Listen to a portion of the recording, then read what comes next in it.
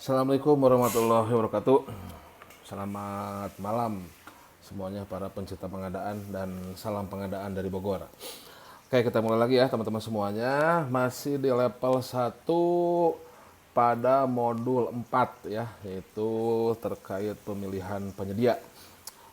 Pada video sebelumnya sudah membahas tentang review dokumen persiapan. Nah, sekarang kita masuk ke penyusunan dan penjelasan dokumen pemilihan ya. Nah, ini di modul keempat yaitu pemilihan penyedia. Review dokumen persiapan pengadaan sudah kemarin. Nah, sekarang masuk ke dokumen pemilihan dan penjelasan pengadaan ya.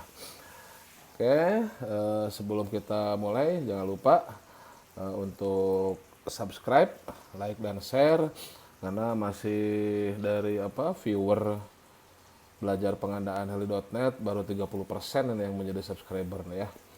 Tolong bisa subscribe biar konten-konten pengadaan bisa lebih tersebar di seluruh Indonesia. Oh ya, sebelum dimulai juga nanti akan kita bahas itu ada dua hal kan ya, dokumen pemilihan dan penjelasan. Nah, namun di dalam dokumen pemilihan nanti ada terkait isi dokumen pemilihan. Nah, yang mana konsep-konsep di dalam isi dokumen pemilihan itu akan dipisah dalam video tersendiri ya. Seperti misalkan metode pemilihan, kan ada e-purchasing, pengadaan langsung, penunjukan langsung, tender cepat tender ya, seleksi untuk konsultan ya. Nah, kemudian kualifikasi ada prapaskah, evaluasi penawaran, ada sistem nilai, biaya selama ekonomi, harga terendah, dan untuk konsultan ada kualitas biaya, kualitas, anggaran biaya terendah. Kemudian penyampaian penawaran, satu file, dua tahap, dan tata cara pembuatan jadwal. Nah, ini masing-masing ada video tersendiri ya. Jadi nanti dalam penjelasan kita tidak akan membahas terlalu dalam, ataupun tidak akan dibahas sama sekali ya, hanya sekedar disebutkan saja isinya ini saja. Nah, tapi untuk masing-masing ataupun konsep dari masing-masing ini sudah ada video tersendiri ya, silahkan dilihat di deskripsi ya, di linknya. Oke, jadi kita akan membahas secara umum dokumen pemilihan, apa tujuan manfaatnya, lingkupnya apa. Oke, kalau gitu kita mulai lagi ya pembahasannya lagi teman-teman semuanya ya.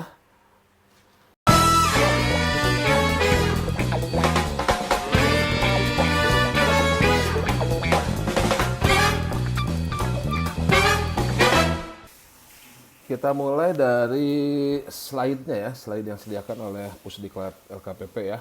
Terima kasih ini Pusdiklat LKPP yang sudah menyediakan slide dan materinya. Semoga tim penyusun memperoleh keberkahan ya, topik, rahmat dan hidayah serta pahala yang berlimpah atas modul yang telah dibuatnya.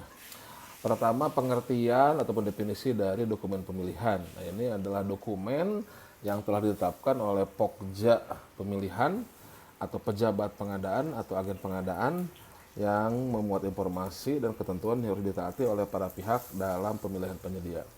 Nah, jadi ini setelah PPK menyusun dokumen persiapan pengadaan, silahkan lihat di video sebelumnya. Saya ulangi, setelah PPK membuat dokumen persiapan pengadaan yang diserahkan kepada Pokja pemilihan atau pejabat pengadaan, tergantung metode pemilihan yang dipakai ya. Kalau pengadaan langsung berarti oleh pejabat pengadaan, kalau tender seleksi berarti oleh Pokja pemilihan. Atau di sini ada agen pengadaan ya, kalau Pokja pemilihannya digantikan oleh agen pengadaan ya untuk beberapa kasus instansi yang tidak ataupun belum mampu untuk melakukan pengadaan. Nah, kalau kembali lagi, jadi PPK membuat dokumen persiapan pengadaan, kemudian diserahkan ke Pokja pemilihan atau pejabat pengadaan untuk direview. Nah, kemudian hasil reviewnya kalau sudah oke, nah maka selanjutnya dengan dasar dokumen hasil review ataupun dokumen persiapan pengadaan yang sudah direview tersebut, kemudian Pokja pemilihan atau pejabat pengadaan membuat dokumen pemilihan. Nah, ini berisi informasi ataupun ketentuan ya, simpelnya aturan main lah dalam proses pemilihan penyedia ya. Tuh. Kemudian tujuan manfaatnya apa? Ya, tujuannya untuk memberikan informasi tata cara pelaksanaan proses pemilihan ya. Informasi tata cara proses pemilihan mulai dari jadwalnya, dokumen-dokumen yang harus disiapkan oleh penyedia ya, kemudian tata cara pemasukan penawaran, evaluasinya, kualifikasinya ya, dan sebagainya ya. Nanti itu dibahas pada video tersendiri ya, masing-masing konsep itu ya. Kemudian tujuannya memberikan informasi yang lengkap tentang ketentuan pelaksanaan pekerjaan. Nah ini terutama dalam draft kontrak tentunya ya. Misalkan apakah memperoleh uang muka tidak, gitu ya, fasilitas dari PPK apa yang disediakan, jenis kontraknya apa kalau ada keterlambatan bagaimana dan sebagainya ya. Menyediakan acuan bagi peserta pemilihan untuk menyusun penawaran. Nah tentunya dari penjelasan dalam dokpil, nah nanti penyedia ataupun peserta pemilihan akan memiliki acuan bagaimana mereka menyusun dokumen penawarannya yang sesuai dengan spesifikasi ataupun yang dibutuhkan oleh user yang tertuang dalam dokumen pemilihan ya. Jadi bagaimana cara menyusun speknya, formatnya apa, kemudian penawarannya, menawarkan harganya bagaimana, memasukkannya, sistemnya segala macam. Itu tujuannya. Manfaatnya ya tentunya agar pemahamannya sama ya antara Pokja atau pejabat pengadaan ya di sisi pemerintah dengan peserta pemilihan dari sisi pelaku usaha ya. Ini biar sama ya. Nanti salah satu tahapan penyamaan persepsi itu adalah di penjelasan atau bahasa jadulnya unwizing ya, bahasa jadul saya dulu udah kelihatan ini ya umurannya ya. Kalau sekarang mungkin jarang mendengar unwizing ya. Kalau dulu istilahnya unwizing bahasa Sunda, bahasa Belanda kali ya. Kemudian terwujudnya tujuan dari proses pemilihan yaitu menetapkan penyedia ya tentunya untuk memperoleh penyedia yang potensial ya dan yang mampu untuk melaksanakan pengadaan ya. Dan tentunya ada bukti akuntabilitas ya, keterbukaan informasi dari pemerintah kepada publik. Nah, itu tujuan dan manfaat dokumen pemilihan ya. Nah, tahapan-tahapannya ya tentunya pertama identifikasi karakteristik pekerjaan ya. Nah, ini sudah dilakukan juga pada saat review ya, pada saat review dokumen persiapan pengadaan ya. Silahkan lihat di video sebelumnya ya. Kemudian ya hasil review terkait spek, HPS, rancangan kontrak, dokumen perencanaan, dokumen anggaran, termasuk administrasinya, SKPPK dan sebagainya ya. Nah, kemudian ditetapkan sistem pengadaannya dan jenis kontraknya mau apa, sistem pengadaan itu, metode kualifikasinya apa. Nah, ini silahkan dilihat di video di deskripsi ya untuk detailnya ya. Metode pemilihannya, metode evaluasinya apa, metode pemasukan penawarannya apa, ya satu file, dua tahap dan sebagainya. Nah setelah ditetapkan ya baru kita buatlah dokumen pemilihannya dari model dokumen pemilihan yang sudah disediakan oleh LKPP ya, atau ya tergantung sumber dananya bisa dari lembaga donor atau pemberi pinjaman hibah. Nah itu sudah ada formatnya tapi tentu harus dimodifikasi, itu baru contoh, baru format ya, baru standar ya.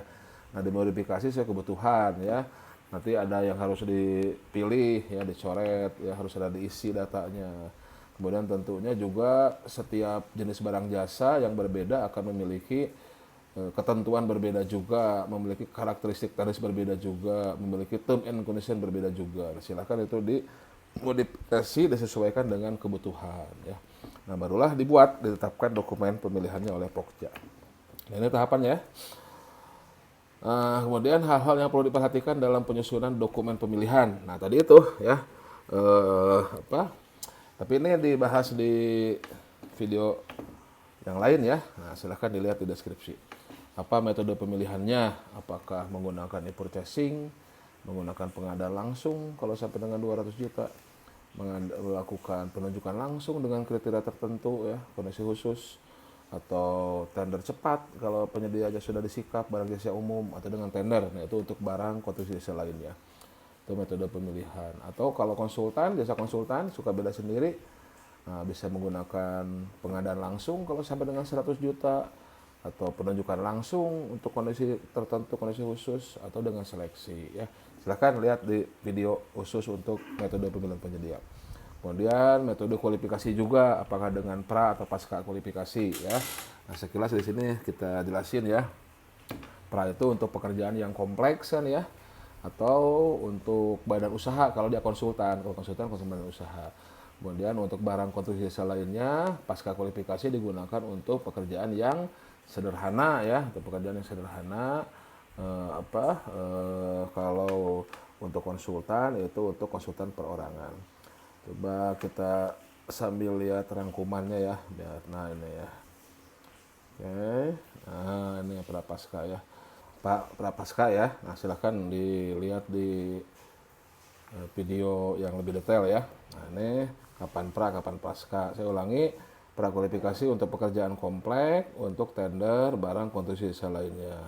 Kemudian untuk konsultan itu untuk badan usaha. Kalau pasca kualifikasi untuk pekerjaan non kompleks, tender, barang konstruksi jasa lainnya. Kalau untuk konsultan khusus konsultan perorangan.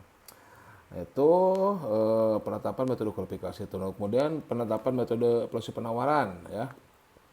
Nah ini proses penawaran untuk barang konstruksi jasa lainnya ada sistem nilai, ada penilaian biaya selama ekonomis, kalau bukan hanya melihat harganya ya, tapi melihat biaya operasionalnya. Kemudian ada harga terendah ya, kalau untuk pekerjaan yang sederhana, yang standar, harga menjadi dasar penetapan pemenang ya. Kemudian kalau sistem teknologi itu sistem nilai, kita kuantifikasi teknisnya ya dengan bobot, kualitas dan harga. Kemudian untuk konsultan ada kualitas biaya, ada proses kualitas, pagu anggaran dan biaya terendah ya. Kemudian juga selanjutnya metode penyampaian penawaran. Nah, metode penyampaian penawaran ada satu file ya. Ada satu file, ada dua file dan dua tahap ya. Satu file untuk pekerjaan sederhana, kalau konsultan untuk pengadaan langsung, penunjukan langsung. Dua file untuk yang memerlukan penilaian teknis terlebih dahulu, kalau konsultan untuk seleksi, konsultan tuh hanya kenal satu file, dua file ya. Kemudian kalau dua tahap untuk ya betul-betul kompleksitasnya yang tinggi ya, speknya belum bisa ditentukan dengan paksi, alternatif teknologi, dimungkinkan perubahan spesifikasi dan pendetaran teknis. Ini silahkan dilihat di materi video tersendiri ya untuk hal-hal yang harus diperhatikan dalam penyusunan dokpil, metode pemilihan, kualifikasi, proses penawaran dan penyampaian penawaran. Ada di deskripsi silahkan. Nah selanjutnya ini juga penting ya. Di dalam dokumen pemilihan itu ada dua bagian besar, yaitu ada dokumen kualifikasi dan ada dokumen tender ya, atau tergantung namanya, tergantung metode pemilihannya. Kalau metode pemilihan dengan tender maka namanya dokumen tender. Kalau konsultan seleksi, dokumen seleksi.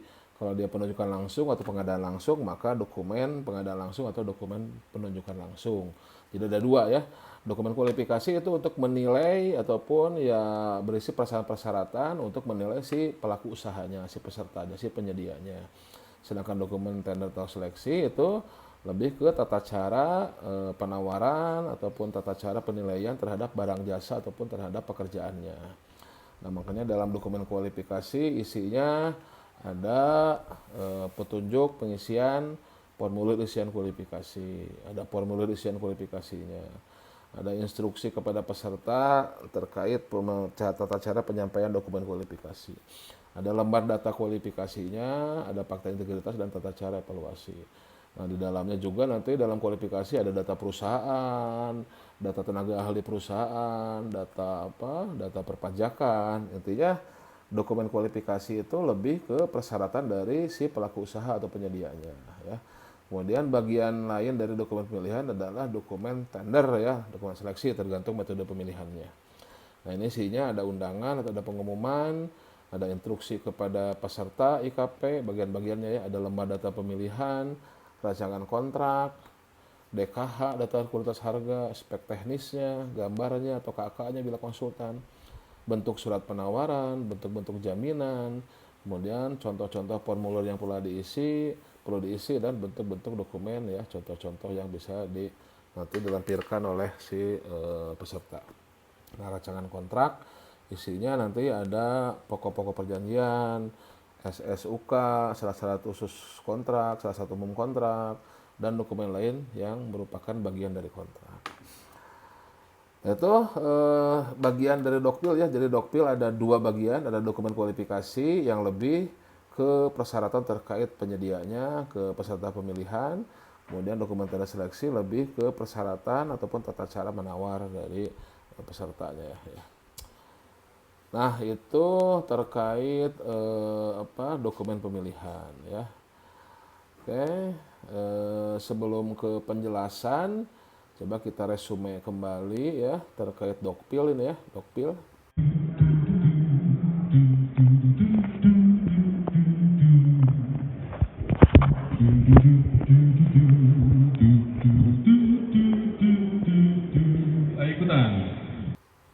Kita resume kembali pakai mind map. Kalau belajar kan berulang-ulang bagus ya. Pertama, Dokpil itu adalah dokumen yang ditetapkan oleh Pokja Pemilihan, pejabat pengadaan, agen pengadaan ya, yang memuat informasi dan ketentuan yang harus ditaati oleh para pihak dalam pemilihan. Oke. Tujuan manfaatnya apa? Tujuan manfaatnya ya tadi untuk menginformasikan tata cara pemilihan, ketentuan pelaksanaan pekerjaan nanti dalam draft kontraknya, dan acuan peserta pemilihan untuk menyusun penawaran. Manfaatnya ya agar pemahamannya sama ya, nanti dijelaskan juga di anjing di penjelasan, menetapkan penyedia potensial ya, agar dapat pemenang ya, calon pelaksana ya, kemudian sebagai akuntabilitas dan keterbukaan informasi ya. Nah, kemudian isi Dokpil secara umum ya, tata cara tadi pemilihan itu ya, ada metode pemilihannya ya, metode kualifikasinya, metode penawarannya ya, evaluasi penyampaian penawarannya, dan jadwal pemilihan ya. Nah, tadi sudah dibahas ya, ataupun nanti bisa dilihat pada video masing-masing ya. Nah, metode pemilihan, kualifikasi, penawaran, dan penyampaian penawaran serta jadwal pemilihan. Kemudian lingkup Dokpil ada dua ya, ada dokumen kualifikasi, ada dokumen tender atau dokumen seleksi, tergantung metode pemilihan yang digunakan. Nah, Dokpil itu isinya ya terkait data-data dari penyedia ya. Nah, isinya secara umum, secara yang utama adalah formulir isian kualifikasi intinya ini ya, dan petunjuknya cara mengisinya serta informasi dalam lembar data kualifikasi. Kemudian ada fakta integritas dan tata cara evaluasi nanti oleh Pokja bagaimana. Nah, muncul di sini ya, apakah menggunakan sistem gugur atau menggunakan sistem pembuatan ambang batas. Nah, dijelaskan di tata cara evaluasi kualifikasi. Nah, itu dokumen kualifikasi.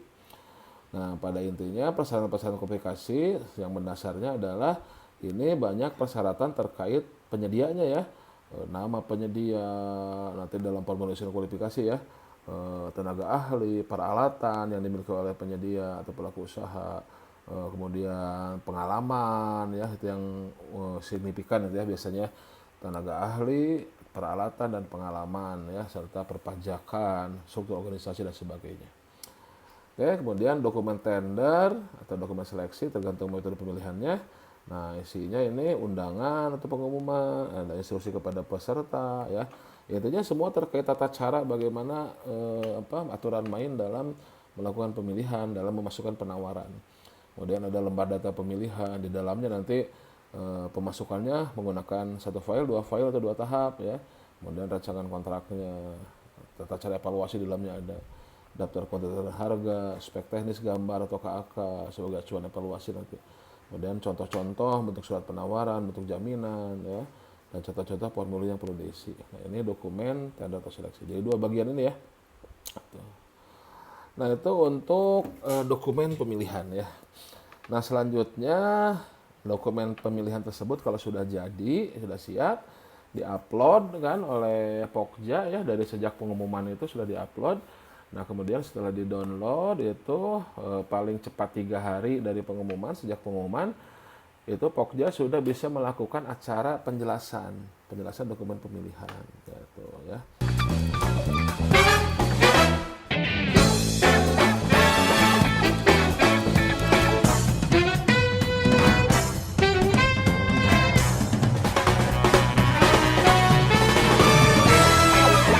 Nah, tujuannya apa penjelasan ini? Ya, untuk penyamaan persepsi, untuk meminta masukan terhadap dokumen pemilihan, dan untuk melihat minat pelaku usaha. Tujuan dari penjelasan. Nah, yang paling penting di sini terkait penjelasan ya, sedikit aja sebetulnya terkait ketentuannya. Bagaimana cara melaksanakan penjelasan ketentuannya ya. Bisa dilaksanakan secara elektronik atau manual, melalui sistem atau manual ya bila diperlukan, tapi ya secara umum pakai SPSE ya. ya manual, ya bisa aja diperlukan penjelasan lapangan, ya tentunya itu manual ya. Kemudian durasinya lamanya disesuaikan dengan kompleksitas pekerjaan ya. Bisa kalau memang sederhana ya beberapa jam ya, 1-2 jam. Tapi kalau kompleksitasnya banyak tentunya disesuaikan ya. Atau bisa aja satu hari nggak selesai dipotong, besoknya bisa penjelasan lagi. Kemudian ketika penjelasan, pekerja pemilihan harus menjawab setiap pertanyaan ya. Jangan nunggu dikumpulin dulu baru di ujung dijawab ya. Bagusnya ada pertanyaan langsung dijawab. Dan bisa dibantu oleh tim teknis atau tenaga ahli ya. Tuh, jadi bisa menjawab sampai dengan batas akhir penjelasan atau unwissing. Nah, semua kegiatan tanya jawab dari penjelasan itu dituangkan dalam berita acara penjelasan, termasuk apabila ada perubahan dokumen pemilihan. Jika diperlukan, ya kita bisa melakukan peninjauan lapangan atau unwissing lapangan atau penjelasan lapangan. Jadi melihat ke lokasi ya jika diperlukan. Nah, kemudian apabila ada usulan-usulan ya yang mengakibatkan perubahan dokpil, maka harus dituangkan dalam adendum dokpil, dokumen pemilihan, dan dalam berita acara penjelasan. Nah, bagaimana kalau perubahan itu lupa tidak dituangkan dalam adendum atau tidak disetujui oleh PPK, maka yang berlaku adalah dokumen pemilihan awal. Nah, ini juga kunci ya, terutama terkait spek HPS dan draft kontrak. Ini kan punyanya PPK ya, yang ditetapkan di proses persiapan, tahapan persiapan, dan dibuat dalam perencanaan ya, ini punyanya PPK. Nah, sehingga apa? Sehingga ketika ada perubahan terkait spek HPS draft kontrak, itu harus disetujui dulu oleh PPK, disetujui terlebih dahulu oleh PPK, baru kalau PPK setuju bisa dituangkan ke dalam perubahan dokumen pemilihan ya, seperti itu. Ya itu teman-teman semuanya terkait penjelasan dokumen pemilihan ya, dan terkait dokumen pemilihan itu sendiri ya. Oke, silakan apabila ada permintaan, request terkait bahan-bahan ataupun materi-materi yang perlu dibahas, silakan di komen ya. Silakan di komen, misalkan Pak minta terkait bukti pembelian, kwitansi atau data yang simak BMN segala macam, silakan di komen. Demikian teman-teman semuanya, terima kasih atas perhatiannya. Sehat selalu, sukses selalu, dan salam pengadaan dari Bogor. Assalamualaikum.